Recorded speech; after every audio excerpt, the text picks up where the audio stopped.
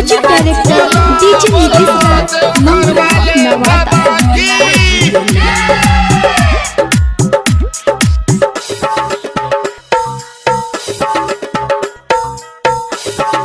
Mix by Alok Beldoriya. रखे संहारी की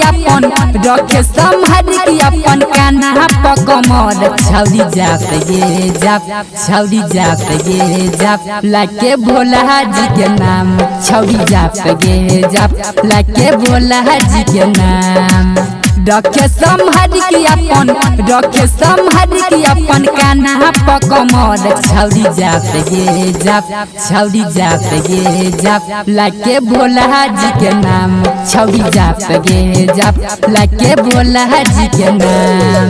डीजे नीतीश राज, डीजे नीतीश राज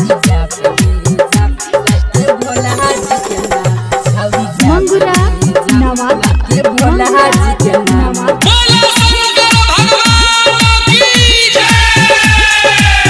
जलवा चढ़ावे जइहे बाबा के दुआर गे, बाबा के महिमा छै जगह में महान गे, बाबा के महिमा छै जगह में महान गे। जलवा चढ़ावे जइहे बाबा के दुआर गे, बाबा के महिमा छै जगह में महान गे। जेना बोलै छै बम, जेना बोलै छै बम ओना बोल बम छौरी जाप गे जाप छौरी जाप गे जाप लाके भोला जी के नाम छौरी जाप गे जाप लाके भोला जी के नाम। डीजे नीतीश राज, डीजे नीतीश राज मंगरा नवादा, भोला जी के नवादा। बोला बोला डमरू वाले बाबा की।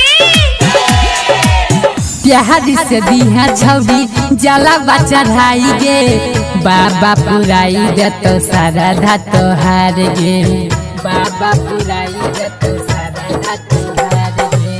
प्यारी से दिहा छौरी जलवा चढ़ाई गे, बाबा पुराई देतो सारा धातो हार गे। सचिन सुमन कहो राइटर नीतीश कहो नीरज के साथ छौरी जाप गे जाप छौरी जाप गे जाप लाके भोला जी के नाम छौरी जाप गे जाप लाके भोला जी के नाम भोला जी के नाम। मिथिला रिकॉर्डिंग स्टूडियो बेलदौर बाजार।